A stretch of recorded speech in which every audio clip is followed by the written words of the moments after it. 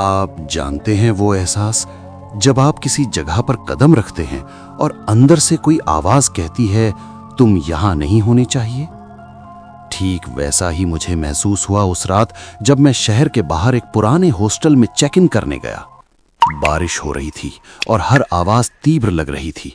खिड़की पर पानी की टपकनन, दूर कहीं गरजते बादल और कभी कभी पुरानी पेड़ की चरमराहट। मैं अकेले सफर कर रहा था, थक चुका था और हॉस्टल सस्ता लग रहा था।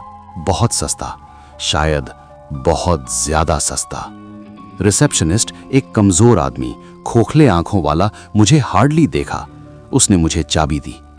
कमरा नंबर 7, रात में इधर उधर मत घूमना। मैंने हंसते हुए कहा, ठीक है।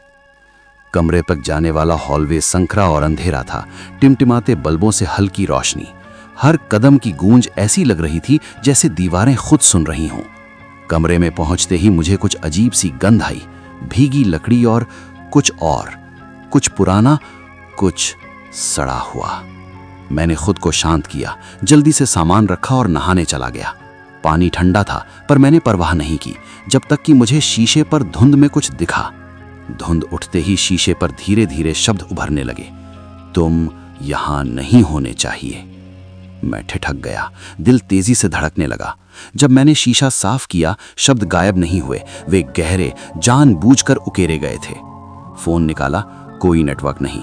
हॉस्टल में कोई और रोशनी नहीं थी, ना टीवी की आवाज, ना किसी के कदम, सिर्फ मैं और वो गंध। रिसेप्शनिस्ट को कॉल करने की कोशिश की, लाइन मरी हुई थी।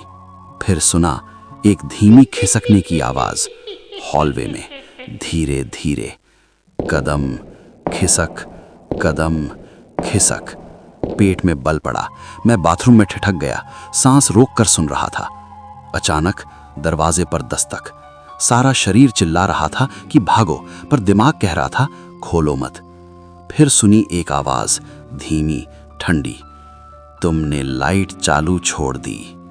3:17 पर वही गंध फिर से आई, तेज, सड़ी हुई मांस जैसी। कमरे में जिंदा धुंध फैल गई और फिर देखा एक परछाई। ना तो हिल रही थी, ना पूरी तरह दिखाई दे रही थी, पर देखने वाली थी, दरवाजे के की होल से। अचानक जोरदार गरज और धीमी दिल की धड़कन की आवाज शुरू हो गई। मैं भागा, याद नहीं कि दरवाजा कैसे खोला, बस याद है हॉलवे अनंत स्ट्रेच हो रहा था, पीछे की आवाज तेज हो रही थी। पर जब भी पीछे देखा, परछाई वही दरवाजे पर खड़ी थी, इंतजार कर रही थी। लॉबी तक पहुंचा, खाली, डेस्क, आदमी गायब, सिर्फ एक पुराना लेजर बुक जिसमें नाम लिखे थे। खोलकर देखा, मेरा नाम वहां था, साइन किया हुआ। नीचे एक तारीख, आज की रात।